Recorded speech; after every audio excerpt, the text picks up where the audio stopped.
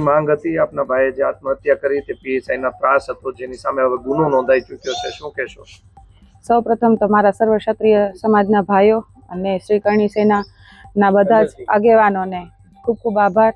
અને હું દિલથી વ્યક્ત કરું છું કે અમારી માંગણી હતી પરિવારની, અને જે સાહેબના ત્રાસના કારણે મારા ભાઈએ અવળું પગલું ભર્યું હતું, તે માણસની સામે આજે કાયદેસરનો ગુનો નોંધાયો છે, એફઆરઆઈ થઈ છે.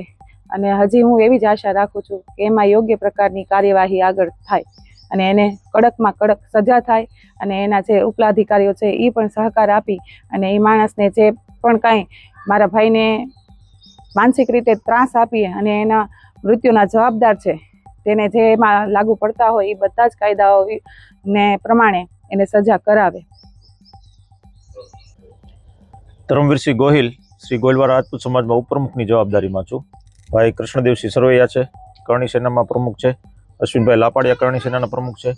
રવિરાજસિંહ ગોહિલ છે ખદરપર, એ પણ કરણી સેનાના સદસ્ય છે.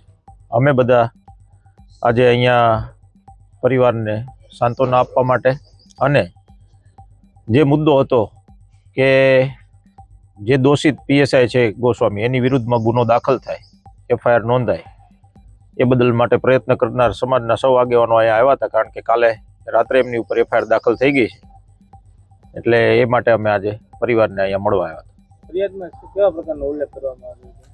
ફરિયાદમાં સીધો જ ઉલ્લેખ છે કે સ્વર્ગસ્થ દિગુભાને એનકેન પ્રકારે ટોર્ચર કરી અને એમની આત્મહત્યા સુધી, એમની માનસિક પેલી પરિસ્થિતિ આવી જાય ત્યાં સુધી એમની ઉપર ટોર્ચર કરવામાં આવેલું છે ગોસ્વામી દ્વારા. એ જ ફરિયાદ છે. અમે તમને આપીશું પળેપળના સમાચાર. જો તમે અમારા નિર્ભય માર્ગ ન્યૂઝ ચેનલને સબસ્ક્રાઇબ કર્યું નથી તો અત્યારે જ નીચે આપેલા આઇકોન બટન પર ક્લિક કરીને સબસ્ક્રાઇબ કરો અને શેર કરવાનું ભૂલશો નહીં.